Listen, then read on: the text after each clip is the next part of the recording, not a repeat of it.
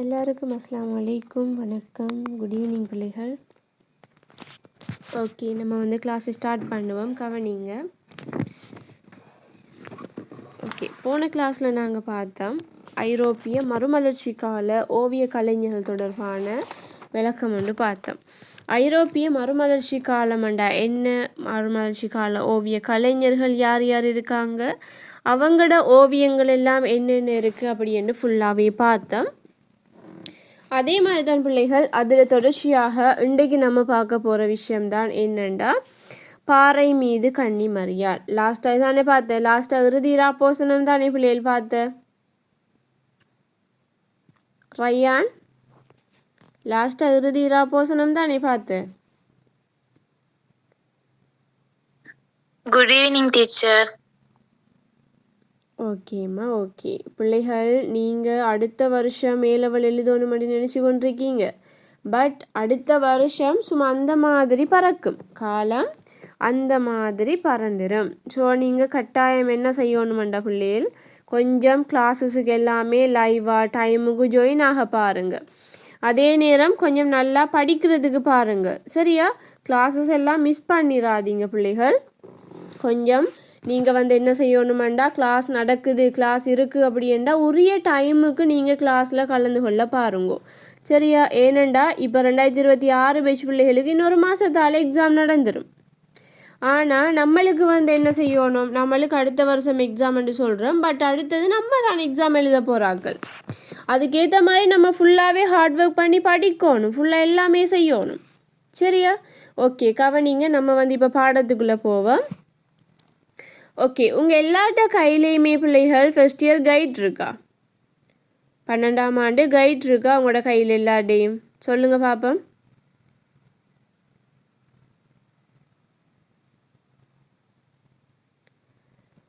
First year guide இருக்கா பிள்ளைகள்? Rayon, Reema, Sharmila, Logini எல்லாட்டையுமே வந்து ஃபர்ஸ்ட் இயர் கைட் இருக்கா?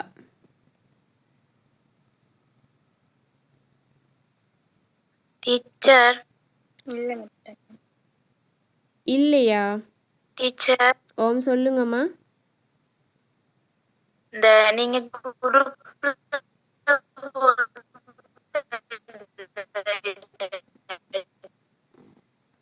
ஓம் டீச்சர், ஓம் சொல்லுங்கம்மா, அந்த கேட்குது. கைட் இருக்கு டீச்சர். ஓகே பிள்ளைகள், நான் வந்து first year guide and second year guide இல்லாத பிள்ளைகளுக்கு வந்து நான் குரூப்பில் வந்து கைட் போட்டு விடுறேன். கட்டாயம் நீங்கள் எல்லாரும் கலர் பிரிண்ட் எடுத்துக்கொள்ளுங்க, கைடை வந்து கலர் பிரிண்ட் எடுத்துக்கொள்ளுங்க, சரியா? ஏன்னாடா கட்டாயம் உங்களோட கையில் வந்து கைட் இருக்கணும். கைட் இருந்தால் தான் உங்களுக்கு ஃபுல்லாகவே படித்து தர விஷயங்கள் விளங்கும். அதே நேரம் உங்களால் நல்லபடியாக MCQ கேள்விகளையுமே செய்யக்கூடியதாக இருக்கும், சரியா? ஓகே, கவனிங்க பிள்ளைகள், நம்ம இப்போ பாடத்துக்குள்ளே போவோம். அடுத்தது பிள்ளைகள், லியோனார்டோ டா வின்சியோட அடுத்த ஓவியமாக காணப்படுறது தான் பாறை மீது கன்னி மரியாள். லியோனார்டோ டா வின்சியோட ஓவியங்கள் 3 காணப்படுது பிள்ளைகள். ஒன்று வந்து மொனாலிசா, அடுத்தது இறுதி ராப்போசனம், அடுத்தது பாறை மீது கன்னி மரியாள். இந்த 3மே யாருண்டா லியோனார்டோ டா வின்சி என்ற ஓவிய கலைஞரால் வரையப்பட்ட ஓவியங்களாக காணப்படுது. இதில் வந்து மொனாலிசா, இறுதி ராப்போசனம் இது 2மே பார்த்துட்டோம். அடுத்தது பார்க்க போகிற விஷயம் பிள்ளைகள், இந்த பாறை மீது கன்னி மரியாள் என்று சொல்லக்கூடிய இந்த ஓவியம் தான் இன்றைக்கு பார்க்க போகிறோம், சரியா? ஓகே, நல்லா கவனிங்க. லியோனார்டோ டா வின்சியால் வரையப்பட்ட இந்த கருப்பொருளை கொண்ட 2 ஓவியங்கள் காணப்படுதான், சரியா? இந்த பாறை மீது கன்னி மரியாள் என்று சொல்லக்கூடிய இந்த தொனிப்பொருள், இந்த கருப்பொருள், இந்த தலைப்புள்ள உள்ள ஓவியங்கள் 2 இடங்களில் 2 ஓவியம் காணப்படுது. அந்த 2 ஓவியமே 2 இடங்களில் தற்பொழுது காணப்படுது. ஒரு ஓவியம் பிள்ளைகள் பிரான்ஸில் உள்ள லூவர் நூதன சாலையில் காணப்படுது.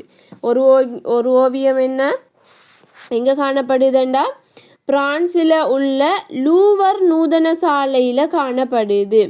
மற்றைய ஓவியம் பிள்ளைகள் இங்கிலாந்து லண்டன் தேசிய நூதன சாலையில் காணப்படுது.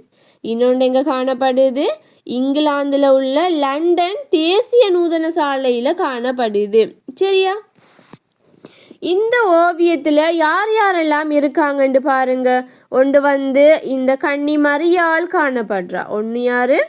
கன்னி மரியாள் காணப்படுறா. அடுத்தது குழந்தை இயேசு, அடுத்தது குழந்தை யோவான், அடுத்தது தேவ தூதுவர் இந்த உருவங்கள் எல்லாமே காணப்படுது. சரியா? இந்த ஓவியம் பிள்ளைகள் என்ன மாதிரியான சூழல்ல எப்படி பின்னணியை கொண்டு வரையப்பட்ட ஓவியமாக இருக்குண்டா, இது வந்து பாறைகளை கொண்ட சூழலை பின்னணியாக கொண்டதால இந்த ஓவியம் பிள்ளைகள் பாறை மீது கன்னி மரியாள் என்ற இந்த பெயரால் அழைக்கப்படுது. சரியா? இந்த ஓவியத்தில் வந்து லியோனார்டோ டா வின்சிற கணிதவாத இயல்புகளை பின்பற்றி ஒரு முக்கோண கட்டமைப்புக்குள்ளதான் இந்த ஓவியம் சித்தரிக்கப்பட்டுள்ளது. சரியா? இந்த ஓவியத்தில் உள்ள கன்னி மரியாள், குழந்தை இயேசு, குழந்தை யோவான், தேவ தூதுவர் என்று சொல்லக்கூடிய இந்த கதாபாத்திரங்கள் எல்லாமே ஒரு முக்கோண வடிவத்தில் சித்தரிக்கப்பட்டு கட்டமைக்கப்பட்டு வரையப்பட்ட ஓவியமாக காணப்படுது. சரியா? இந்த ஓவியத்தோட பின்னணி எடுத்துக்கொண்டீங்கன்னா பிள்ளைகள், இது வந்து ஒரு ஒரு தரை தோற்ற இயல்புகளை கொண்ட ஒரு கட்பாறைக்குள்ள இருக்கிற மாதிரி காணப்படுது. கட்பாறைக்குள்ள இந்த ஓவியம் வரையப்பட்டிருக்கு. கட்பாறைக்குள்ள தான் இந்த கன்னி மரியாள் இருக்கா அப்படி என்று சொல்றாங்க. அதே நேரம் இந்த வெளிச்சம் படுற இடத்தை பாருங்க பிள்ளைகள். இந்த வெளிச்சம் படுற இடத்தினூடாக என்ன விளங்குது அப்படின்னா, ஒரு பனிமூட்டம் ஊடுருவி செல்ற விதத்துல தான் உருவங்கள் வரையப்பட்டிருக்கு. அதே நேரம் இந்த உருவங்கள் மீது புகை போன்ற நுட்ப முறையில் இந்த ஓவியம் வரையப்பட்டுள்ளதோட ஒரு தரை தோற்ற சூழலை பின்னணியாக காணப்பட்டு குகையினூடாக வெளிச்சம் தென்படும் விதத்தில் வரையப்பட்டிருக்கு. சரியா? இந்த ஓவியத்தில் பிள்ளைகள் ஒரு தெய்வீக ஒளியை அடையாளப்படுத்துவதாக அவங்க சித்தரித்து இருக்காங்க. சரியா? மேலிருந்து கீழ் நோக்கி பிரகாசமான ஒளி வருது. அதாவது மேலிருந்து கீழே நோக்கின மாதிரி ஒரு பிரகாசமான ஒளி தென்படும் விதமாக காணப்படுது. சரியா?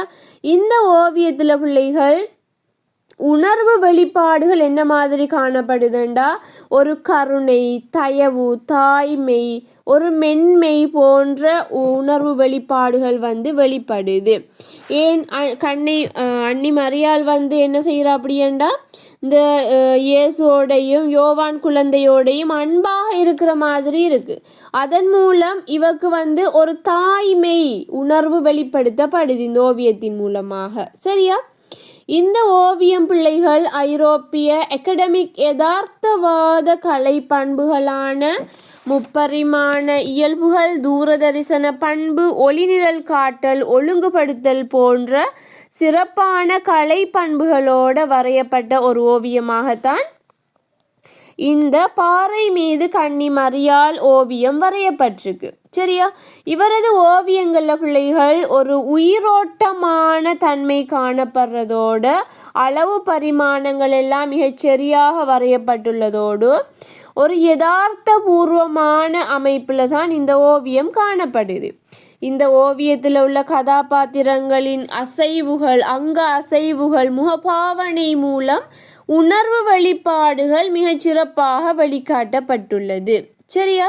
இந்த ஓவியத்தில் பிள்ளைகள் கருப்பு, நீலம், சாம்பல், கபிலம் போன்ற இருள் வர்ணங்களை பயன்படுத்தி ஓவியம் வரையப்பட்டுள்ளதோட குழந்தை யோவான், இயேசு, கன்னி மரியாள், தேவ தூதர்கள் போன்ற உருவங்களின் முகம், நெஞ்சு பகுதி, கைகள் போன்றவற்றில் மஞ்சள், வெள்ளை, செம்மஞ்சள் போன்ற பிரகாசமான வர்ணங்களை பயன்படுத்தி ஓவியம் மிகச்சிறப்பாக வர்ண பயன்படுத்தப்பட்டுள்ளது.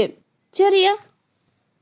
அப்போ இந்த ஓவியம் பாறை மீது கன்னி மரியாள் என்ற ஓவியம் பற்றி 5 மார்க்ஸுக்கு சுருக்கமாக விளக்குக அப்படி என்று கேட்டாங்கண்டா நீங்கள் என்ன செய்யணுமெண்டா பிள்ளைகள், மிகச்சரியாக அழகாக வடிவாக ஒவ்வொரு நோட்ஸையும் வடிவாக ஒரு ஸ்டெப் பை ஸ்டெப்பாக நீங்கள் கொடுக்கணும். ஒரு ஸ்டெப் பை ஸ்டெப்பாக நீங்கள் என்ன செய்யணும், கொடுக்கணும். சரியா? ஓகே, நல்லா கவனிச்சு கொள்ளுங்க பிள்ளைகள். என்ன விஷயம் வேண்டா, நீங்கள் எப்பொழுதுமே ஒரு விடையை கொடுக்கும்போது பகுதி 1 நீங்கள் எப்படியும் செஞ்சிருவீங்க, பகுதி 2க்கு நீங்கள் விடை கொடுக்கும்போது ஒரு முறையான கட்டமைப்பினூடாக நீங்கள் கொடுக்கணும். ஒரு முறையான கட்டமைப்பினூடாக நீங்கள் கொடுக்கணும். சரியா? விடை கொடுக்கும்போது நீங்கள் எழுதின விடையே திரும்ப திரும்ப எழுதுகிற, சொன்ன விஷயங்களே திரும்ப திரும்ப சொல்கிற, அந்த விடையை குழப்பி பந்தியாக கட்டுரை கணக்குல எல்லாம் நீங்கள் எழுதக்கூடாது. நீங்கள் எப்பொழுதுமே ஒரு விடை எழுதும்போது ஒரு முறையாக வடிவாக ஸ்டெப் பை ஸ்டெப்பாக உங்களோட விடையை நீங்கள் கொடுக்கணும். சரியா? இப்போ உதாரணமாக பிள்ளைகள், இந்த பாறை மீது கன்னி மரியாள் என்னும் ஓவியம் பற்றி சுருக்கமாக விளக்குக அப்படி என்று 5 மார்க்ஸுக்கு அவங்க கேட்டாங்கண்டா நீங்கள் எப்படி விடை கொடுக்கணும் தெரியுமா? நீங்கள் வடிவாக ஒரு முறையாக நான் சொன்ன எல்லா விஷயங்களும் விடைக்குள்ளே வரும். நான் சொன்ன அனைத்து விடயங்களுமே உங்களுக்கு விடைக்குள்ளே வரும். அப்படி வார நேரம் என்ன மாதிரி அதை முறையாக விடைய கொடுக்குற, என்ன மாதிரி ஒரு முறையாக ஸ்டெப் பை ஸ்டெப்பாக வடிவாக ஒரு நுணுக்கமாக கொடுக்குற விடையே எப்படி சும்மா கோழி தீச்சுற மாதிரி கண்டகின்ற மாதிரி எழுதினதையே திரும்ப எழுதி கொண்டு குழப்பி விட தெரியாமல் இருக்கக்கூடாது.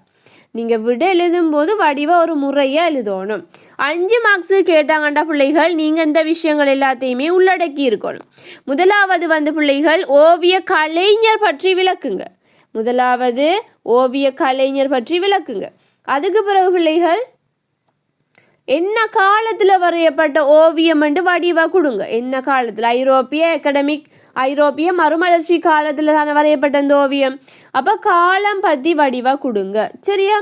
அதுக்கு பிறகு நீங்கள் என்ன கொடுக்கணுமெண்டா, இந்த ஓவியம் வரைகிறதுக்கு பயன்படுத்தப்பட்ட கருப்பொருள் என்ன? இந்த ஓவியம் வரைகிறது பயன்படுத்தப்பட்ட கருப்பொருள் என்ன?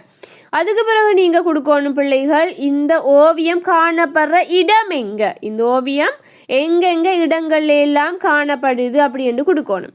அதுக்கு பிறகு பிள்ளைகள் ஓவியத்தில் உள்ள சிறப்பான விடயங்கள், ஓவியத்துடைய கட்டமைப்பு தொடர்பாக கொடுக்கணும். ஓவியத்தில் என்னென்ன இருக்குது, ஓவியங்கள் பற்றிய விஷயத்தை கொடுக்கணும்.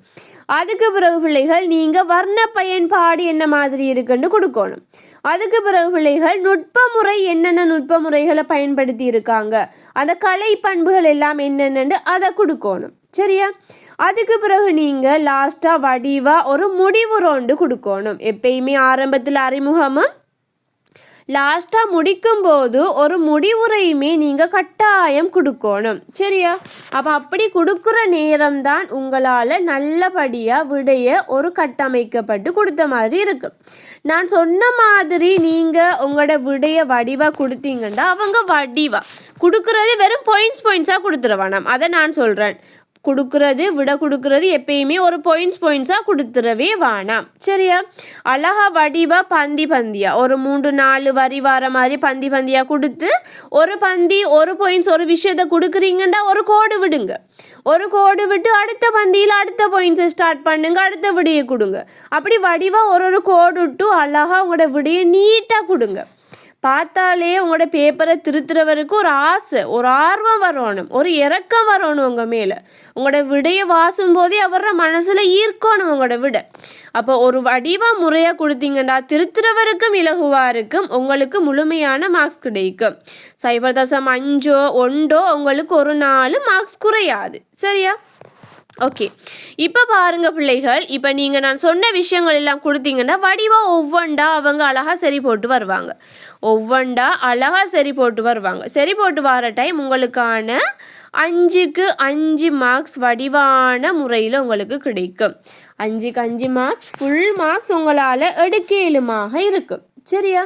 அப்போ நான் சொல்கிற ஒவ்வொரு விஷயத்தையும் நீங்கள் வடிவாக கடைபிடிச்சு வரணும்.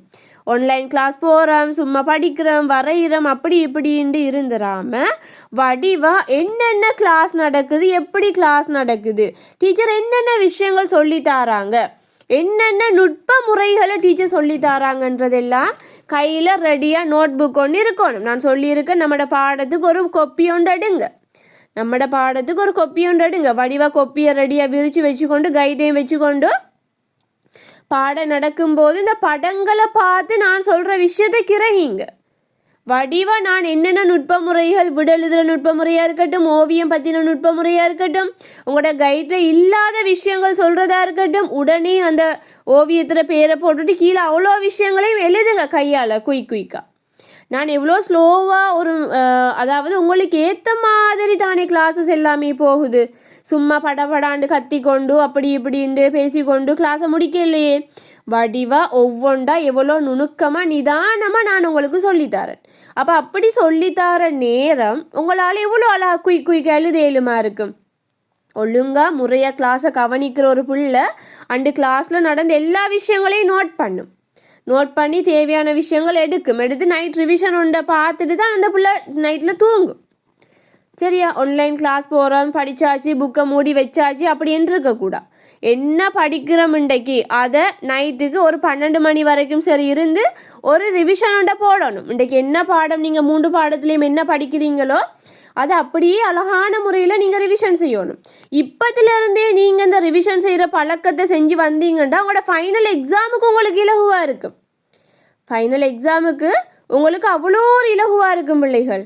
நான் உங்களுக்கு சும்மா சொல்ல இல்லை, பிள்ளைகளோட அனுபவம் எவ்வளோ காலம் பார்த்து வர விஷயங்களை வச்சு தான் நான் சொல்கிறேன். இப்போ நீங்கள் 12ஆம் ஆண்டு படிக்கிறீங்க அப்படியேண்டா, இந்த 12ஆம் ஆண்டு படிக்கிற இந்த கால பகுதியில் பிள்ளைகள் நீங்கள் 3 பாடத்துலேயும் என்னென்ன விஷயங்கள் படிக்கிறீங்கன்னு பாருங்கள். பார்த்துட்டு நீங்கள் ஒரு நாளைக்கு கிளாஸஸ் போகிறீங்களா, ஸ்கூலில் படிக்கிறீங்களா, டியூஷன், ஜூம் கிளாஸ் படிக்கிறீங்களா, ஓகே எல்லாம் படித்து முடிஞ்சு இத்தனை மணியோட என்ன கிளாஸஸ் எல்லாம் முடியுதுண்டா, அதுக்கு பிறகு அண்டு படித்த எல்லாத்தையுமே மீட்டுறதுக்கு உங்களுக்கு ஒரு பாடத்துக்கு ஒரு 15 நிமிஷம் எடுங்க. 15 நிமிஷமோ அல்லது 10 நிமிஷமோ எடுத்து அந்த படித்த விஷயங்களை ரிவிஷன் பண்ணுங்க. திரும்ப மீட்டி பாருங்க. ஒரு கிழமையில் ஞாயிற்றுக்கிழமை எடுங்க. அண்டு ஒரு கிழமை ஃபுல்லாக படித்த விஷயத்த ஒரே அடியாக மீட்டுங்க. ஒரு பாடத்தையும் ஒரு நாளைக்கு காலையில் ஒரு பாடம், பின்னேரம் ஒரு பாடம், நைட் ஒரு பாடம், இப்படி ஃபுல்லாக ஞாயிற்றுக்கிழமை ஃபுல்லாக ரிவிஷனை போடுங்க. ஒரு கிழமை படித்த எல்லாத்தையும் ஒரே அடியாக ரிவிஷன் பாருங்கள். அதே மாதிரி அடுத்த கிழமை பார்க்குறீங்க அப்படின்னா அதுக்கு முதல் பார்த்த கிளாஸில் அதுக்கு முதல் படித்த விஷயம் அந்த விடயங்களையும் அப்படியே ரிவிஷன் செய்யுங்க. இந்த முறையில் நீங்கள் வடிவாக ஒரு மீட்டலோட உங்களோட படிப்பை கொண்டு போனீங்கன்னா உங்களோட ஃபைனல் எக்ஸாமுக்கு உங்களுக்கு அப்படி ஒரு பிரயோசனமாக இருக்கும். தலைக்கு லோடாகாது, நோட்ஸ் கூடாது, அது படிக்கணும், இது படிக்கணும், அது ரிவிஷன் செய்யணும், அப்படி பார்க்கணும், அந்த டென்ஷன் இருக்காது. எவ்வளோ அழகாக ஒரு ஃப்ரீயாக எல்லாத்தையுமே ஸ்டார்டிங்லேருந்து படிச்சுட்டு போகிற மாதிரியே ரிவிஷன் பண்ணி போகிற மாதிரியே ஃபுல்லாக முடிஞ்சு வரும். இது பார்த்தாச்சு, இது படித்தாச்சு, இது ரிவிஷன் செஞ்சாச்சு, இது பேப்பர் செஞ்சாச்சு அப்படின்னு ஒரு முறையாக போகும் நீங்கள் படிக்கிற விஷயம். சரியா? சும்மா கணக்கில்லாமல் ஃபஸ்ட் இயர் தானேன்னு விட்டீங்க அப்படியேண்டா கடைசியில் உங்களுக்கு நடக்கிறது வேறு. எல்லாமே கொண்டு போய் லோடாகி தலைக்கேறி ஃபுல்லாக அப்படியே எல்லாமே கூடாமல் போயிடும். நான் சொல்கிறது உங்களுக்கு விளங்குமென்று நினைக்கிறேன் பிள்ளைகள். நீங்கள் எப்பயுமே ஒரு பாடம் படிக்கிறீங்க அப்படியேண்டா அது படித்த பிறகு ஒரு மீட்டல் ஒன்றை போடுங்க. அப்போ தான் உங்களுக்கு லாங் மெமரியில் போய் சர்வ் ஆகும் நீங்கள் படிக்கிற விஷயம். அப்போ தான் ஒரு கிழமை பிறகு நீங்கள் திரும்ப எடுத்து பார்த்தாலும் உடனே உங்களுக்கு ஞாபகத்தில் வரும். சரியா? அப்போ ஜூம் கிளாஸஸ் தானே படிக்கிறோம், அப்படி இப்படி டீச்சர் ஒன்றும் கேட்க மாட்டா, அது இதுன்னு கணக்கில்லாமல் இருந்துடவானா. எந்த பிள்ளைகள் நீங்கள் என்ன நம்பி கிளாஸுக்கு ஜாயின் ஆகியிருக்கீங்க, அப்போ உங்களோட ரிசல்ட்ஸுக்கு நான் தான் பொறுப்பு. ஸோ என்ன செய்யணும், நான் சொல்கிற ஒவ்வொரு விஷயத்தையும் நீங்கள் கடைபிடிச்சு வாங்கோ. ஆர்ட் பாடத்தில் மட்டுமில்லை, நீங்கள் எடுக்கிற மற்ற 2 பாடத்துலேயுமே ஃபுல்லாக உங்களால் ரிசல்ட்ஸ் எடுக்கலுமா இருக்கும்.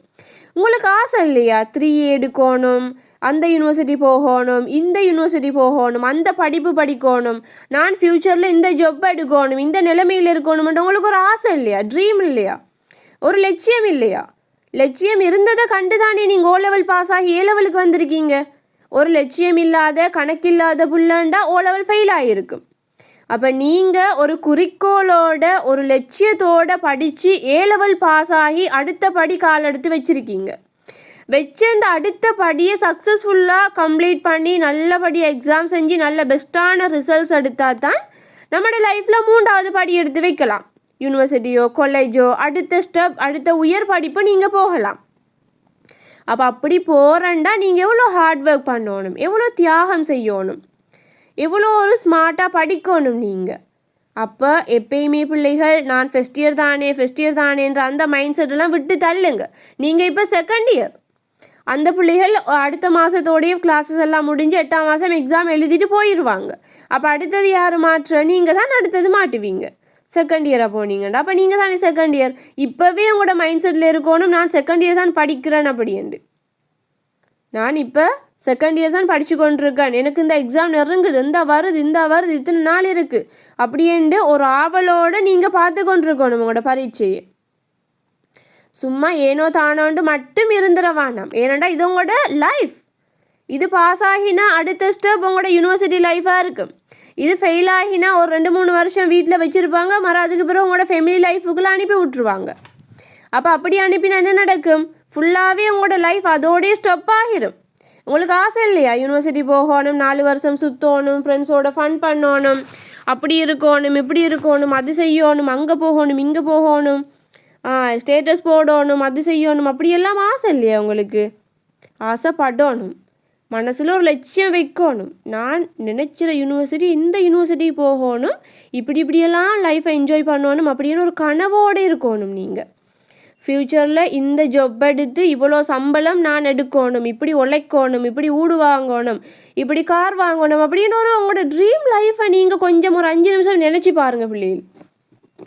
ஒரு 5 நிமிஷம் உங்களோட பேரண்ட்ஸ் படுற கஷ்டத்தையும் உங்களோட ட்ரீமையும் நினச்சி பாருங்கள். நீங்கள் ஒரு நேரமும் சும்மா இருக்க மாட்டீங்க, ஃபுல்லாக படித்து கொண்டிருப்பீங்க. அப்போ நான் சொல்கிறேன் உங்களுக்கு, நீங்கள் இப்போ செகண்ட் இயர், நீங்கள் இப்போ 13ஆம் ஆண்டு, உங்களுக்கு இந்த ஒரு 5-6 மாதத்தால் A-level எக்ஸாம் எழுதணும். நீங்கள் அந்த மைண்ட் செட்டோடே இருங்க, அதே ஒரு வேகத்தோடு படிங்க. கிளாஸில் டீச்சர் மோட்டிவேஷன் பண்ணுறாங்க, சொல்கிறாங்க, அப்படி இப்படி நான் அப்படி படிக்கணும், இப்படி படிக்கணும்னு கிளாஸ் முடிஞ்சு ஒரு 15 நிமிஷம் அரை ஹவர் வரைக்கும் அந்த மைண்ட் செட் இருக்கும், அந்த ஒரு ஆர்வம் இருக்கும், அந்த ஒரு ஆசை இருக்கும். ஆனால் என்ன நடக்கும்? ஃபோன் எடுத்து டிக்டாக்கை தள்ளி போகிற, பிள்ளைகளோட ஸ்டேட்டஸ் பார்க்குற, ஃபேமிலியாக்களோட பேசுகிற, அடுத்த நாள் டியூஷன் போய் பிள்ளைகளோட சுற்றுற அப்படின்ற அந்த சூழலுக்குள்ளே போனால் இன்றைக்கு இப்போ இருந்த அந்த மைண்ட் செட், அந்த மனநிலை, அந்த லட்சியம், அந்த கனவு, அந்த ஆசை எல்லாமே போயிடும். அங்கால சைட் போனீங்கண்டா மறந்துடும். அது அப்படி தான் மனுஷ இயல்பு. இப்போ ஒரு வேகத்தோடு இருப்போம், கிளாஸ் முடிஞ்சு நைட் தூங்கும்போதோ அல்லது நாளைக்கு விடிஞ்சிச்சண்டா அதெல்லாம் போயிடும். அந்த போக்கு இருக்கக்கூடாது. அடிக்கடி நீங்கள் உங்களை ஞாபகப்படுத்தணும், அடிக்கடி நீங்கள் உங்களை நினைவுபடுத்தி கொண்டே இருக்கணும் பிள்ளைகள். நீங்கள் நான் எந்த நிலைமையில் இருக்கேன், எவ்வளோ படிச்சிருக்கேன், இன்னும் எவ்வளோ படிக்கணும், என்னென்ன படித்து முடிக்கணும், எந்தெந்த யூனிட்டில் நான் ஃபுல் கிளியராக இருக்கேன், எதில் எனக்கு விளங்குதில்லை, இப்படி சகல விஷயங்களையும் நீங்கள் என்ன செய்யணும்? ஃபுல்லாக வடிவாக விளங்கி ஒரு நல்ல ஒரு மனநிலை, நல்ல மைண்ட் செட்டோடு இருக்கணும் நீங்கள் எப்பயுமே. சரியா? ஏனண்டா பிள்ளைகள், நீங்கள் எங்கட பிள்ளைகள், எல்லா பிள்ளைகளுமே படிக்கணும், ஃப்யூச்சரில் நல்ல நிலைமைக்கு வரணும். படித்தா தான் பிள்ளைகள் ஒரு நல்ல கஷ்டப்படாமல் ஒரு அளவுக்கு நல்லா லைஃப்பை கொண்டு போகலாம். படித்த ஆக்களையும் படிக்காத ஆக்களையும் கொஞ்சம் பாருங்கள். உங்களோட சூழலில், உங்களோட சுற்றி இருக்கிற பிரதேசங்களில், உங்களை சுற்றியே எல்லாமே இருக்கும். உங்களுக்கே ஒரு கவலை வரும், படித்தாட்டி எவ்வளோ கஷ்டப்பட்டு வேலை செய்யணும், எவ்வளோ கஷ்டப்படணும், ஒரு 1000-2000 சம்பளத்துக்கு எவ்வளோ பாடுபடணும்னு எல்லாமே விளங்கும். அதே படித்து ஒரு ஜாப் எடுத்தால் ஏசி ரூம், நல்ல வடிவாக நிழலுக்குள்ளே ஒரு ரூமுக்குள்ளே இருந்து கொண்டு, டீச்சராக போனால் படித்து கொடுக்குற ஆஃபீஸ் ஒர்க் போனால் ஏசி ரூமுக்குள்ளே இருந்து கொண்டு வடிவாக அவங்களோட லைஃப் போகும், மாதம் சம்பளம் வரும். ஆனால் அதே ஒரு படிக்காத ஆள் எவ்வளோ கஷ்டப்பட்டு அந்த சம்பளத்தை எடுப்பாருன்னு பாருங்கள். அப்போ உங்களுக்கு விளங்கும், பாய்ஸ் ஆக்கள்லாம் சரியான கஷ்டம். கொஞ்சம் ஒரு 5 நிமிஷம் உங்களை நீங்கள் திருப்பி போடுங்க, யோசிச்சு பாருங்கள்.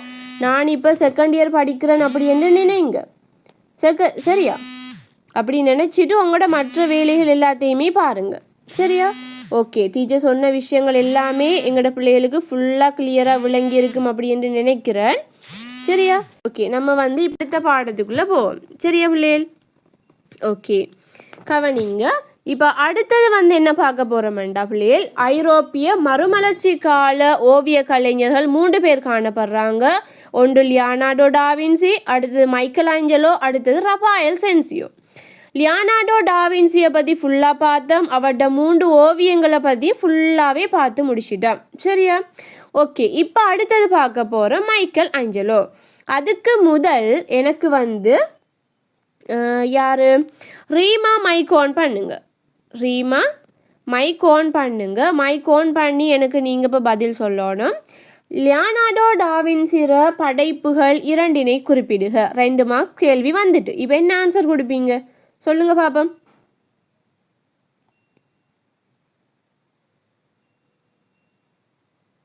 ரீமா என்ன ஆன்சர் கொடுப்பீங்க மகள்? லியோனார்டோ டாவின்சியும் கலைப்படைப்புகள் 2 குறிப்பிடுக. ஓகே, அவருக்கு வந்து நெட்வொர்க் பிரச்சனை போல என்ன. ஓகே, ஷர்மிளா சொல்லுங்க பாப்போம். லியோனார்டோ டாவின்சியின் படைப்புகள் 2. மோனாலிசா, பாறை மீது கன்னியாகுமரியால், இறுதி ராபோசனம். Okay, very good, very good மைக்ஸலான், வெரி குட். ஓகே, மற்றவங்களுக்கு நெட்வொர்க் பிரச்சனை போல் போயிட்டாங்க என்ன. Okay, clear. ஓகே, அப்போ எங்களோட பிள்ளைகளுக்கு படைப்புகள் ஞாபகம் இருந்தால் அது தொடர்பான விடயங்களும் ஞாபகம் இருக்கும். சரியா? ஓகே, அடுத்தது கவனிங்க பிள்ளைகள். அடுத்த ஓவிய கலைஞர் தான் மைக்கேல் ஆஞ்சலோ. சரியா? மைக்கேல் ஆஞ்சலோ பார்த்தீங்கன்னா பிள்ளைகள், ஃபர்ஸ்ட்டுக்கு நீங்கள் மைக்கேல் ஆஞ்சலோட யார், அவரோட பண்புகள், அவரை பற்றின விஷயங்களை கொஞ்சம் பார்ப்போம். சரியா? இந்த மைக்கேல் ஆஞ்சலோ பிள்ளைகள் இவர் வந்து ஐரோப்பிய மறுமலர்ச்சி கால கலைஞர்களில் ஓவியத்துறையில் மட்டுமின்றி சிற்பத்துறையிலையுமே ஒரு சிறந்து விளங்கிய கலைஞராகத்தான் இந்த மைக்கேல் ஆஞ்சலோ காணப்படுறாரு. சரியா? இவர் வந்து பிள்ளைகள் ஓவிய கலையில் மட்டும் இவர திறமையை வச்சு கொள்ளாமல் சிற்பம் சிலைகள் செதுக்கிறதுலையுமே இவரோட ஆற்றலை இவர் வந்து வளர்த்துருக்காரு. சரியா? ஓகே, அடுத்தது பிள்ளைகள் இவரது சிஸ்ரைன் தேவாலய ஓவியங்கள் தான் இவரோட ஓவியங்கள்லேயே ஒரு சிறப்பான ஒரு பண்பை கொண்டு ஒரு சிறப்பை பெற்று காணப்படுறதாக சொல்கிறாங்க. சரியா? இவர் வந்து தன்னை ஒரு ஓவிய கலைஞராக அல்லாமல் ஒரு சிற்ப கலைஞராகவும் உலகத்துக்கு அறிமுகப்படுத்தி இருக்காரு. சரியா? இந்த மைக்கேல் ஆஞ்சலோ பிள்ளைகள் ஓவிய சிற்பாக்கங்களில் வந்து ஒரு மரபு ரீதியான கலை பண்பு, அந்த பாரம்பரிய முறைகளை தழுவின மாதிரி தான் அமைந்து காணப்படுது. சரியா? இவர் வந்து ஆரம்ப காலங்களில் காணப்பட்ட கிரேக்க உரோம கலை இயல்புகளை தழுவி அவரோட ஓவியங்களாக இருக்கட்டும் சிற்பங்களாக இருக்கட்டும் செதுக்கி இருக்காரு. சரியா? இவர் பிள்ளைகள் அவரோட ஆக்கங்களில் மனித உடல்கள தோற்றம் வந்து முக்கியமான வெளிப்பாடுகளாக அமைந்து காணப்படுது. சரியா? இவர் வந்து மனித உடல் அமைப்புற இயல்பை வந்து மிகைப்படுத்தி வெளிப்படுத்தி இருக்கிறது ஒரு சிறப்பம்சமாக காணப்படுது. இந்த மறுமலர்ச்சி கால கலைஞர்களே வந்து மனித பாவ உணர்வுகளை, மனிதரோட அங்க அசைவுகள், அவங்களோட உணர்வு வெளிப்பாடுகளை வெளிப்படுத்துறதுல மிகச்சிறந்த ஒரு ஓவிய கலைஞர், ஒரு சிற்ப கலைஞராகத்தான் இந்த மைக்கேல் ஆஞ்சலோ காணப்பட்டிருக்காரு. சரியா? இந்த மைக்கேல் ஆஞ்சலோட ஓவியங்கள் எடுத்துக்கொண்டீங்கன்னா பிள்ளைகள், இவரோட ஓவியங்கள் வந்து சிஸ்ரைன் தேவாலய ஓவியங்களும் ஆதாமை படைத்தல் ஓவியங்களும் இவரோட ஓவியங்களாக காணப்படுது. மைக்கேல் ஆஞ்சலோவை பொறுத்த வரைக்கும் பிள்ளைகள் இவரோட ஓவியங்கள் வந்து 2 ஓவியங்கள் 2. அடுத்தது வந்து பிள்ளைகள் சிலைகள் வந்து எத்தனைண்டா 3 சிலைகள், 3 சிலைகளும் காணப்படுது இவர படைப்புகளாக காணப்படுது. சரியா? அதில் தான் பிள்ளைகள் இந்த மைக்கேல் ஆஞ்சலோட சிஸ்ரைன் தேவாலய ஓவியங்கள் எடுத்துக்கொண்டீங்கன்னா இந்த இருக்குது தானே, நல்லா பாருங்கள். நான் சொல்லியிருக்கேன் சித்திர பாடத்தை பொறுத்த வரைக்கும் எப்பொழுதுமே பிள்ளைகள் உங்களோட கண் பார்வை அதில் இருக்கணும். நீங்கள் அந்த ஓவியமாக இருக்கட்டும் சிலைகளாக இருக்கட்டும் கட்டடங்களாக இருக்கட்டும், நீங்கள் எந்த அளவுக்கு அந்த ஓவியங்களை கண்ணால் ஸ்கேன் பண்ணி ஜூம் பண்ணி பார்த்து உங்களோட மனசில் பதியிறீங்களோ அந்த அளவுக்கு நீங்கள் எக்ஸாமுக்கு நல்லா முழுமையான விடையை கொடுப்பீங்க. ஏன் கொடுப்பீங்க அப்படின்னா அந்த ஓவியம் அந்த சிலை அந்த சிற்பத்தில் உள்ள விஷயங்கள் தான் அப்படியே அதுக்கு விடையாக வரும், அதுக்கு நோட்ஸாக வரும். அப்போ நான் சொல்கிற விஷயங்களை நல்லா ஒரு ஃபுல் அவதானத்தோட நல்லா பார்த்து கொண்டிருங்க, ஒரு கிரகிச்சு கொண்டிருங்க. அதே நேரம் அந்த படத்தையும் நல்லா பாருங்க. கண்ணால் படத்தையும் பார்த்து உங்களோட மனசால் நீங்கள் நான் சொல்கிற விஷயங்களையும் எடுத்தீங்கண்டா உங்களுக்கு படிக்கணும், பாடமாக்கணும், கஷ்டப்படணும் அப்படி என்ற ஒரு தேவைப்பாடு இருக்காது. ஃபுல்லாக வடிவாக உங்களுக்கு ஒரு ஃபுல்லாக அப்படியே மைண்ட் செட்டில் அப்படியே செட் ஆகிரும். சரியா? நான் சொல்லியிருக்கேன், உங்களுக்கு எல்லா கிளாஸஸ்லையுமே சொல்லியிருக்கேன். இதுக்கு முதல் நான் உங்களுக்கு சொல்லியிருக்கேன், நம்மளுக்கு ஏன் மூவி பார்த்தா சாங் பார்த்தா அப்படியே ஞாபகம் வருது அப்படின்ட்டு. ஏனென்றால் அதெல்லாம் படம் மூலமாக போகிறது. அதே மாதிரி பிள்ளைகள், நம்மளோட சித்திர பாடமுமே எப்பயுமே ஒரு படங்களை வச்சு காணப்படுறதால நம்மளால் இலகுவாகவே விடைய விளங்கி கொள்ளையிலுமானதாக இருக்கும். சரியா? ஓகே, அடுத்தது கவனிங்க பிள்ளைகள். Okay student, கவனிங்கோ.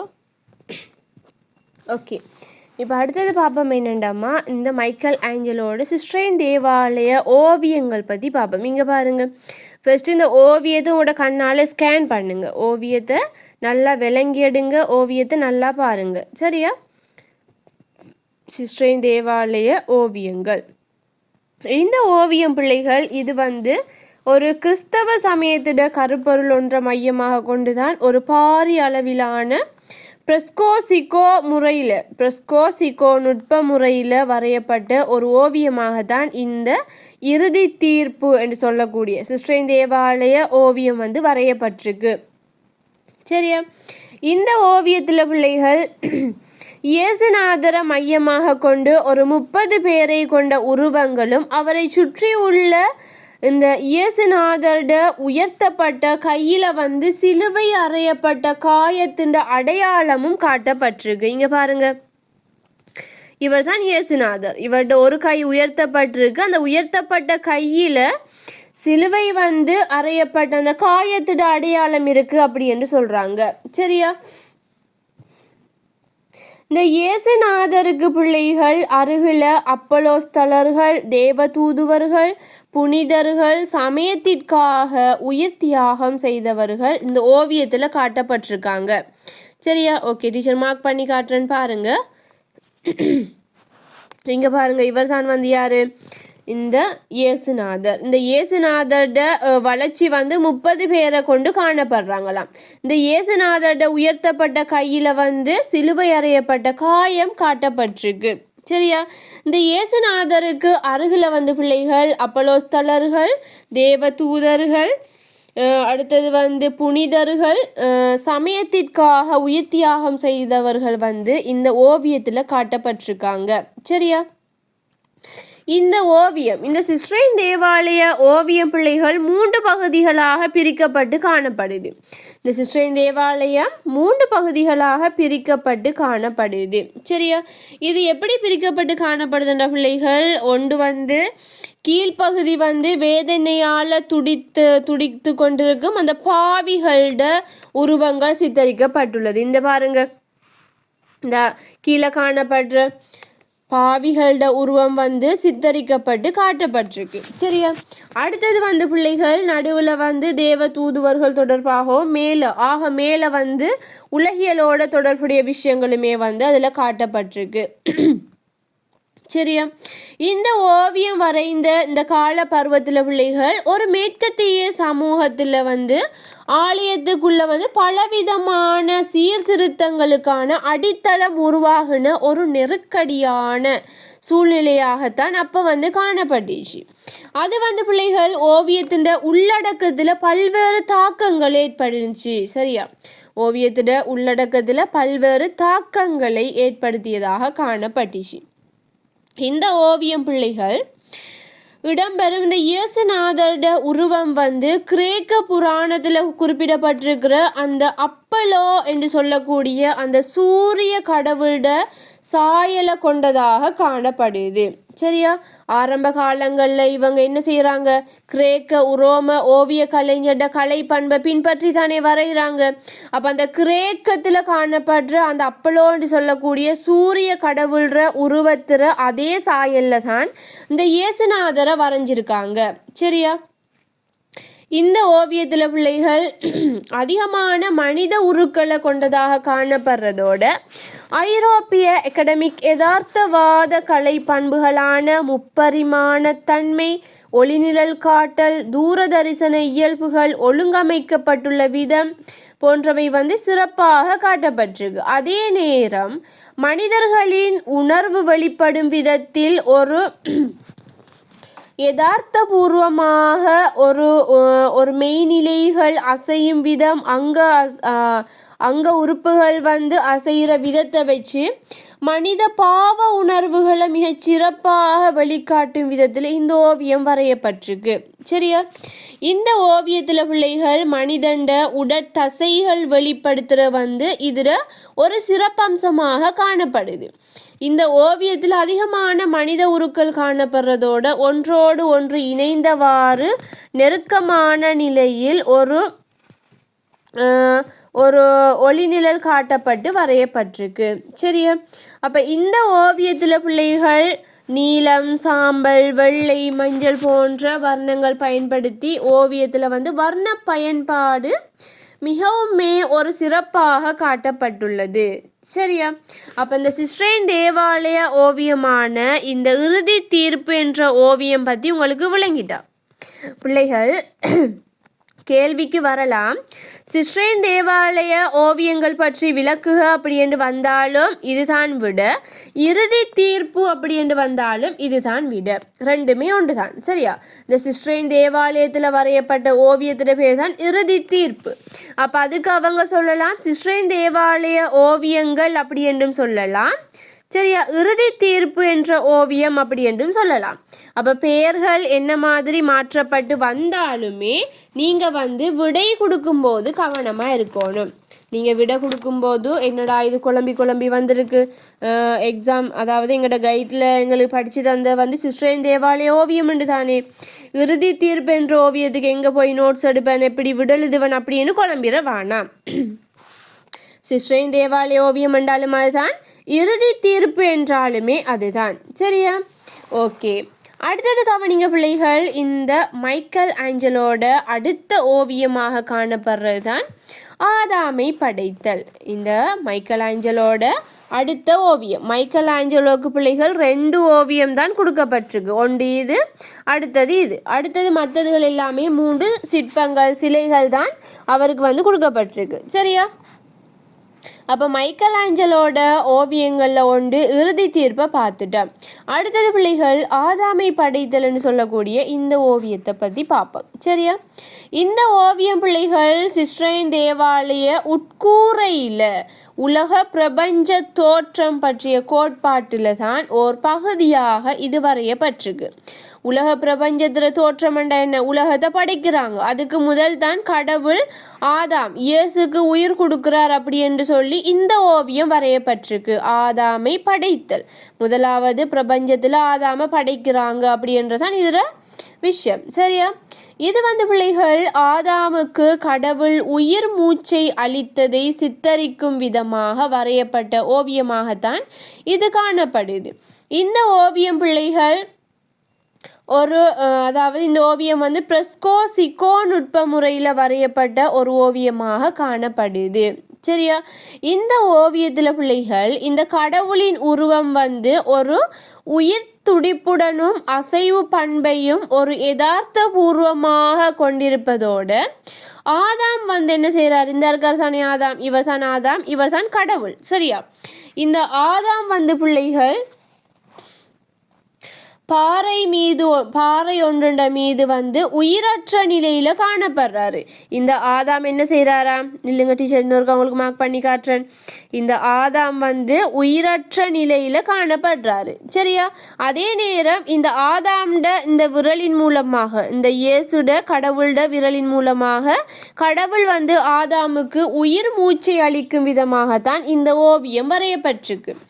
இந்த ஓவியத்தில் காணப்படுற கடவுள் ஒரு வயோதிப தோற்றத்தோட காணப்படுறதோட இவருடைய உடல் அமைப்பை பாருங்க. இவருடைய உடல் நிலைகள், அங்க அசைவுகள் அதெல்லாம் பாருங்க பிள்ளைகள், ஒரு இளமை தன்மையோட இங்க பாருங்க, ஜூம் பண்ற டீச்சர் பாருங்க. இப்போ இந்த கடவுள் வந்து ஒரு வயோதிப தோற்றத்தோட காணப்படுறதோட இவர உடல் அமைப்புகள் வந்து ஒரு உடல் பலம் பொருந்தியதாக காட்டப்பட்டுள்ளது. இது வந்து இந்த ஓவியத்தோட ஒரு சிறப்பான இயல்பாக கருதுறாங்க. சரியா? இதுல பிள்ளைகள் இந்த கடவுள்ட வலக்கை வந்து இந்த கடவுள்ட இந்த இருக்கு பாருங்க, இந்த கை அமைப்பை பாருங்க. கடவுளின் வலக்கை வந்து ஆதாமின் உயிரற்ற இடக்கையை நோக்கி நீட்டி உயிர் கொடுப்பதாக அமைந்து காணப்படுது. இந்த ஓவியத்தோட மெயின் கருப்பொருளே இதுதான். கடவுளின் வலக்கை ஆதாமின் உயிரற்ற இடக்கையை நோக்கி உயிர் கொடுப்பதாக இந்த ஓவியம் வரையப்பட்டிருக்கு. சரியா? ஒரு மனித உடல்ட கட்டமைப்பு பற்றிய ஒரு நல்ல அறிவுடனும் இந்த ஓவியம் நிர்மாணிக்கப்பட்டிருக்கு. இது வந்து கிறிஸ்தவ சமயம் சார்ந்த ஒரு மத கருப்பொருளாக இருந்த போதிலுமே இதில் வந்து மனிதள பேற்றின் இலட்சணங்களை வெளிப்படுத்தும் விதமாக வரையப்பட்டிருக்கு. இந்த ஓவியத்தில் பிள்ளைகள் ஐரோப்பிய அகடமிக் யதார்த்தவாத கலை பண்புகளான முப்பரிமாணம், தூரதரிசன இயல்புகள், ஒளிநிழல் காட்டல் போன்றவை வந்து சிறப்பாக வெளிப்படுத்தும் விதத்தோட இதில் உள்ள மனித உருவங்களின் அங்க அசைவுகள், உடல் நிலைகள், அதாவது உடல் அமைப்பு போன்றவை மிகச் சிறப்பாக ஒரு யதார்த்த பூர்வமாக ஒரு உயிர் துடிப்புடன் வெளிப்படும் விதத்தில் வரையப்பட்டிருக்கு. சரியா? இந்த ஓவியத்தில் பிள்ளைகள் பச்சை, நீலம், மஞ்சள், சாம்பல் போன்ற வர்ணங்கள் பயன்படுத்தப்பட்டு ஒரு நுணுக்கமான முறையில் இந்த ஓவியம் சிறப்பாக வரையப்பட்டுள்ளது. சரியா? அப்போ இந்த மைக்கேல் ஆஞ்சலோட ஓவியங்கள் உங்களுக்கு கிளியர் ஆகிட்டா? மைக்கேல் ஆஞ்சலோட ஓவியங்கள் உங்க எல்லாருக்குமே வந்து கிளியர் ஆகிட்டா பிள்ளைகள்? ஓ டீச்சர். ஏதாவது சந்தேகங்கள் இருக்கா? இதுவரைக்கும் பார்த்த விஷயங்கள் ஏதாவது சந்தேகங்கள் இருக்கா பிள்ளைகள்? டீச்சர் சொல்லுங்கம்மா. அந்த நீங்க சொன்னீங்க தானே வீடியோ எடுத்ததுக்கு முதல்ல இந்த ஓவியம் வரைஞ்சவங்களுக்கு அறிமுகம் கொடுக்கணும்னு சொல்லி. ஆமா. அது எப்படி டீச்சர் கொடுக்கறது? அந்த அறிமுகம் கொடுக்கறது வந்துமா நீங்கள் ஃபுல்லாக அந்த ஓவிய கலைஞரை பற்றி சொல்லிக்கிட்டே போகணும் அப்படின்றலாம் இல்லை. சரியா? ஒரு 3-4 வரியில் அந்த ஓவிய கலைஞரை பற்றி சொன்னாலே போதும். இப்போ மைக்கேல் ஆஞ்சலோ ஓவிய கலைஞரை பற்றி அறிமுகம் சொல்ல போகிறோம் அப்படின்டா, ஐரோப்பிய மறுமலர்ச்சி கால ஓவிய கலைஞர்களுள் மைக்கேல் ஆஞ்சலோ மிகவும் ஒரு சிறப்பான ஒரு ஓவிய கலைஞராக காணப்படுறார். மைக்கேல் ஆஞ்சலோ ஐரோப்பிய மறுமலர்ச்சி கால கலைஞர்களில் ஓவியத்துறையில் மட்டுமின்றி சிற்பக்கலையிலேயுமே ஒரு சிறந்து விளங்கிய கலைஞராக காணப்படுறார். இவரது ஓவியங்கள் அதிகமாக சிஸ்ரேன் தேவாலயங்களில் வரையப்பட்டுள்ளதோடு இவர் ஒரு ஓவியங்களிலும் சிற்பங்களிலும் மரபு ரீதியான பாரம்பரிய முறைகளை பின்பற்றியதோடு கிரேக்க உரோம கலை இயல்புகளை பெரிதும் தழுவியவாறு இவரது ஓவியங்கள் வரையப்பட்டிருக்கும். இப்படி ஒரு சும்மா நார்மலாக ஒரு 4-5 விஷயங்களை சொன்னாலே போதும். லாஸ்ட் ஒரு 3 விஷயத்தை சொன்னாலே போதும் ஓவிய கலைஞரை பற்றி. சரியா? ஓவிய கலைஞரை பற்றி விளக்குறேன் அப்படின்ட்டு அரை பக்கம் விளக்கக்கூடா. சும்மா அநியாயம், அதை எழுதுகிற டைம் தான் வேஸ்ட். அந்த விடையை நம்ம அழகுபடுத்தி கொஞ்சம் விளக்கமாக தெளிவாக கொடுக்கறதுக்காக வேண்டித்தான் ஓவிய கலைஞரை பற்றி ஒரு விளக்கம் சும்மா நார்மலாக கொடுக்குறேன். சரியா? அப்போ ஓவிய கலைஞரை பற்றி கொடுத்தவண்டா தான் அதுக்கு பிறகு வந்து மற்ற விஷயங்கள் வடிவாக வரும். அதுக்கு பின்னாடி ஸ்டெப் பை ஸ்டெப்பாக வரும். அப்போ ஸ்டெப் பை ஸ்டெப்பாக நம்ம கொடுக்கும்போது உங்களுக்கான விட முழுமை பெறும். சரியா? நீங்கள் இதில் விட வந்து என்ன செய்யும்? ஒரு முழுமை அடையும். சரியாம்மா? விளங்கிட்டா? ஓ டீச்சர். ஓகே, எல்லாருக்குமே வந்து ஃபுல் கிளியர் ஆகிட்டா பிள்ளைகள்? எல்லாருக்கும் ஃபுல்லாக கிளியர் ஆகிட்டா?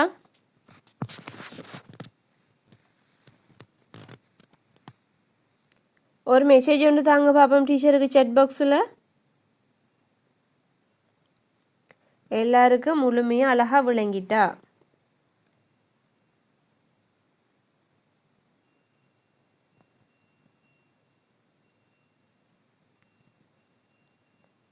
ஓகே பிள்ளைகள் ஓகே கிளியரண்டா ஓகே அல்ஹம்துலில்லா. ஏதாவது சந்தேகங்கள் இருந்துச்சு அப்படின்டா உங்களுக்கு கட்டாயம் மெசேஜ் ஒன்று தாங்க டீச்சருக்கு சரியா. அதே நேரம் ஒவ்வொரு கிளாஸுக்கும் தவறாமல் வளமையாக வடிவாக ஜாயின் ஆகுங்க சரியா பிள்ளைகள். ஏன்னாடா கிளாஸை மிஸ் பண்ணுறது அநியாயம் தானேம்மா, லைவாக படிக்கிற மாதிரி வராது. ஸோ இயலுமான அளவு நீங்கள் நேரடியாக கிளாஸஸில் ஜாயின் ஆக பாருங்கள் சரியா. ஓகே பிள்ளைகள் ஓகே. அப்போ டீச்சர் வந்து இதோட 2 கிளாஸை முடிச்சு கொள்கிறேன். நம்ம அடுத்த கிளாஸில் வந்து மித்த விஷயங்கள் எல்லாத்தையுமே பார்ப்போம் சரியா. ஓகே, என்ன சந்தேகம் வேண்டாலும் டீச்சருக்கு கட்டாயம் மெசேஜ் ஒன்று தாங்க. ஓகே, எல்லாருக்கும் அஸ்ஸலாமு அலைக்கும், வணக்கம், குட் நைட் பிள்ளைகள். Good night teacher. Thank you teacher. ஓகேம்மா ஓகே, குட் நைட், தேங்க்யூ.